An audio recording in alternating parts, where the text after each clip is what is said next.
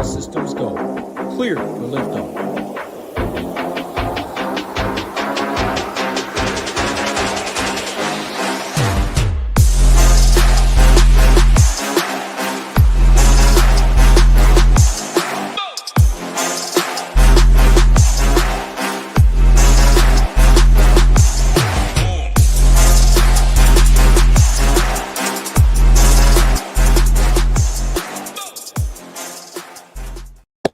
Round of applause for single bullet Scotty Scheffler to start off the playoffs on the right foot. Got the job done after that, Friday, 61, 62, whatever it was, and just smooth sailed from there. Hope you guys enjoyed. Hope you guys tailed. Hope you guys all cashed in the betting markets and the DFS markets. What's going on up here? Nonetheless, we are back for round 2 of the playoffs. The BMW Championship headed to St. Louis. Bellerive, a par 70, just over 7,400 yards. A big boy track, a golf course that has hosted some PGA championships, some BMW championships, some other events in the past. We haven't seen this event since the Tiger Brooks Koepka PGA back in 18, where Brooks won at 16 under par. Now, haven't listened to too much content or taken any content. I like to, in new weeks, not look at other content. I like to just see it for myself because, you see, everyone's got their own opinion. Everyone likes to look at things a certain type of way. And then I find myself kind of getting, swayed by some things when I've learned from my years of doing this that just stick with your head, stick with your gut. You know what you're talking about in some regards, at least. So I haven't taken too much content in, but what I am looking for in terms of course fit, what's going to work around Bellerive is I think I'm taking more of an accuracy approach than others. I think some people are going to go the distance route. You see 7,400 yards, think distance. These aren't the narrowest fairways in the world. But from what I remember Bellerive, from what I've seen Bellerive, the rough is penal. And I don't care how thick the rough is. I don't want to be hitting 7 irons from the rough into tuck pins. I just don't. Because this is a golf course where we'll talk about the weather. It's going to be a little wet today, Tuesday, and tomorrow leading into the tournament. So that might soften it up a little bit to start. And if you're playing from the fairway, even with 7 irons, 8 irons, you're going to be able to hit some close shots. Like, you're going to be able to score. I don't think by any means it's going to be a difficult test. Like, I'm thinking that 15 to 18 mark. And not that that's the easiest thing in the world, but you're going to have to score. So coming from the rough, I don't think you want to be coming from the rough with even 9 irons and 8 irons. I'm going to emphasize on driving accuracy, playing from the fairway, and obviously long and straight is always better, but total driving is key. But, those guys who are hitting 7 irons, 8 irons in the middle of the fairways, those Russell Henleys of the world, I'm in on. I am in on this week. So let's take a look at the weather in St. Louis. Who's your favorite person born in St. Louis? From St. Louis. I'm going to go with Dan Marsala. Dan Marsala is my number 1 St. Louisman. Drop your favorite St. Louisman below. So looking at the weather, we're going to get some rain. Like I said, I guess you can say that's tomorrow morning, but it's, I guess, tonight as well. Tonight from 3 a.m. to about 11 a.m. and then tomorrow night around 5 to 8 p.m. Some thunderstorms, some rain, not the heaviest or most rain in the world, but it's going to be pretty consistently all Wednesday. And then once tournament time comes, maybe a little bit more on Thursday, then it should be smooth sailing maybe until Saturday afternoon, but it's not much after that.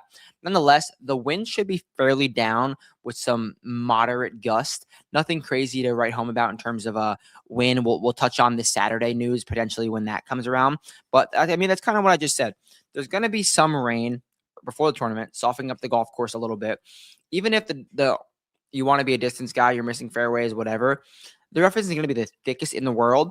But at a golf course where you can score from the fairway, I don't think you're going to be able to get out tuck pins from thick in quotation marks, wet rough with 7 irons. So I am going with more accuracy than distance this week. Taking a look at some contest selection / contest. We got a millionaire, guys.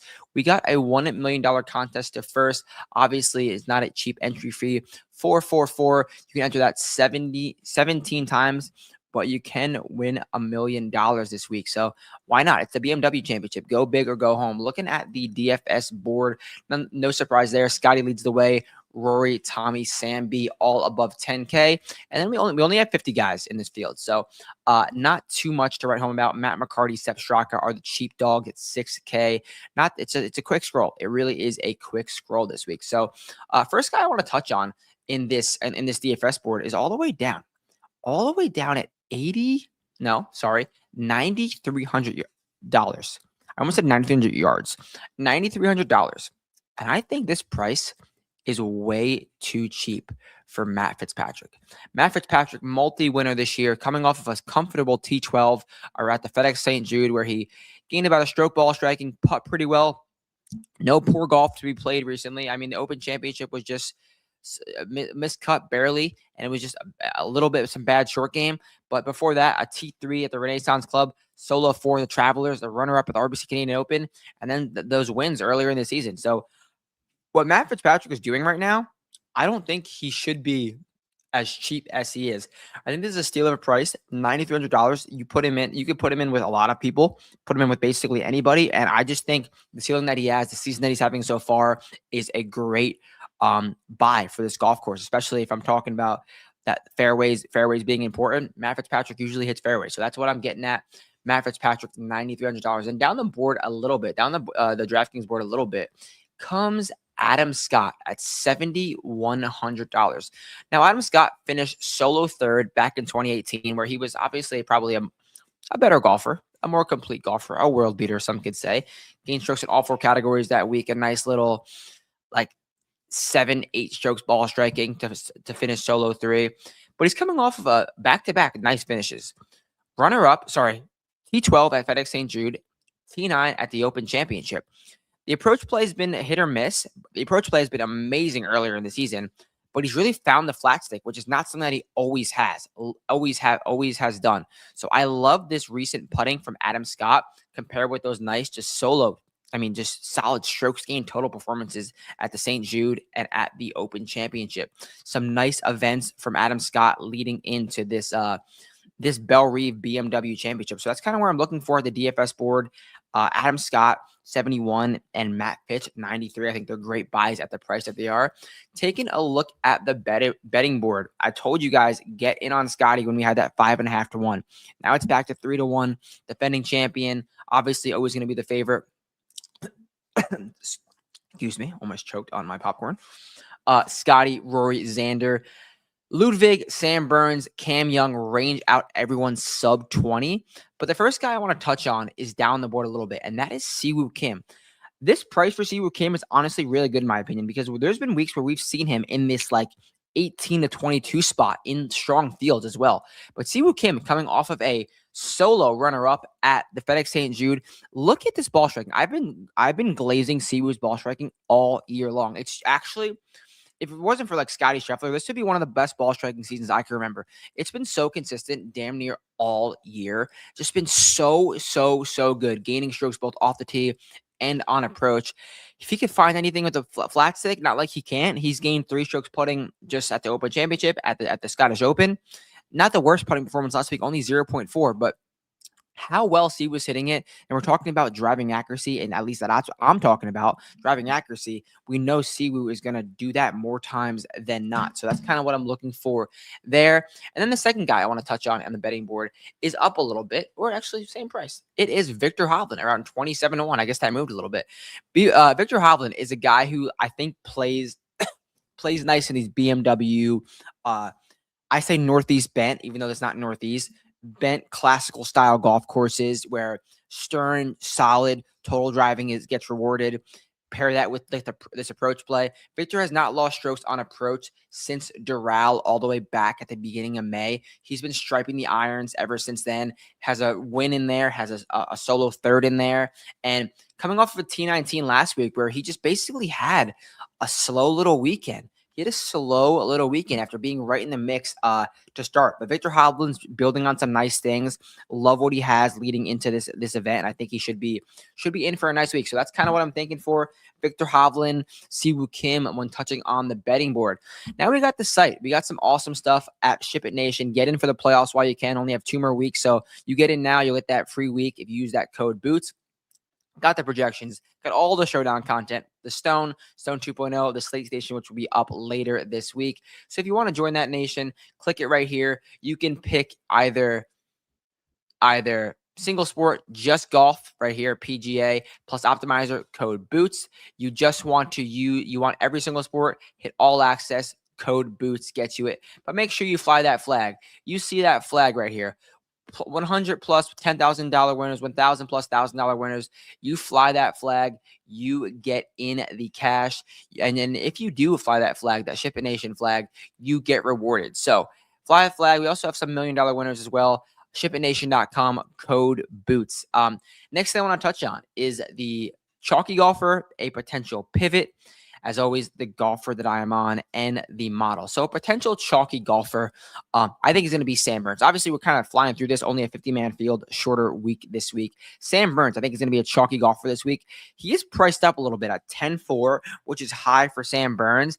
But anytime Sam Burns gets in the mix, I think he generally garners some love. And it's hard to argue what Sam Burns has done the last few weeks. Sam Burns, since the Memorial Tournament, T4, T20, runner-up, T12, solo 3, T3. I don't know if that's good, but it looks pretty good to me. He's been striping the irons, has only lost strokes off the tee once in that little run. And the putter, we know the putter for Sam Burns, what it could be. It's been phenomenal. So, I mean, all the stats make sense. The price kind of, he's grouped up in that big group, but I do still think he's going to get clicked. So Sam Burns, 10-4, potential chalk. Do I think that means bad things? Does chalk necessarily mean bad? No, I'm just kind of pointing it out that Sam Burns could be chalky up here because he's just gone on an insane run and hitting it really, really well. Oh, the chicken's done. Oh, look, can you take the chicken out? Live podcasting. The chicken is done. Can confirm. We don't want to burn down. We don't want to burn down the house. And now I want to touch on a pivot, a potential pivot. It's going to be Rory McIlroy, guys. Rory McIlroy, 11,400. Looking at this board, looking at this DFS board, I don't see many people going to Rory. Everyone's going to go to Scotty. Tommy just played pretty nice.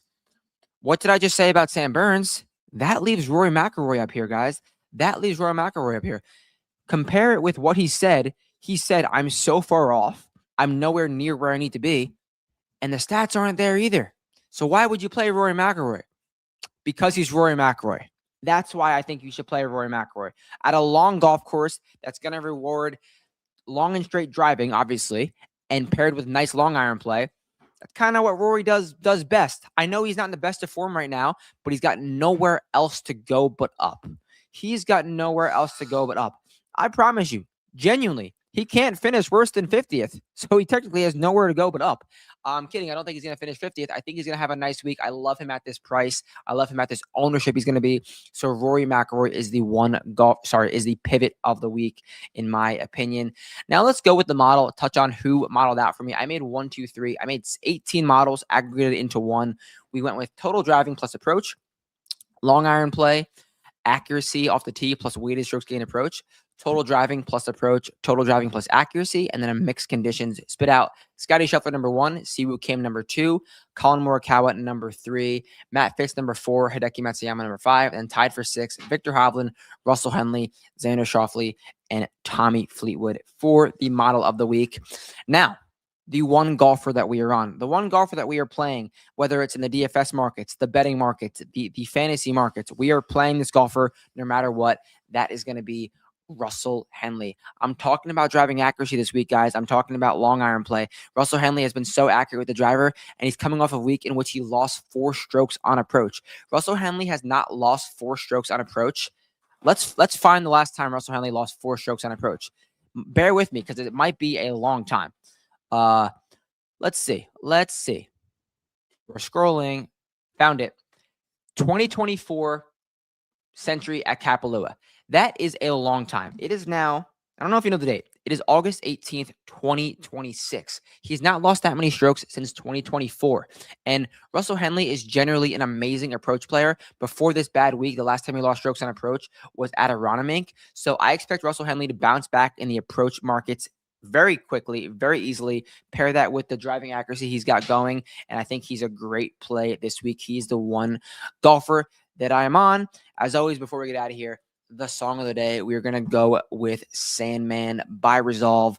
Go check it out. Some more French metalcore for you. And yeah, that does it. That is the preview, the first look for the BMW Championship. We'll be back later in the week with the showdown content. Any questions, you know where to find me. Peace out.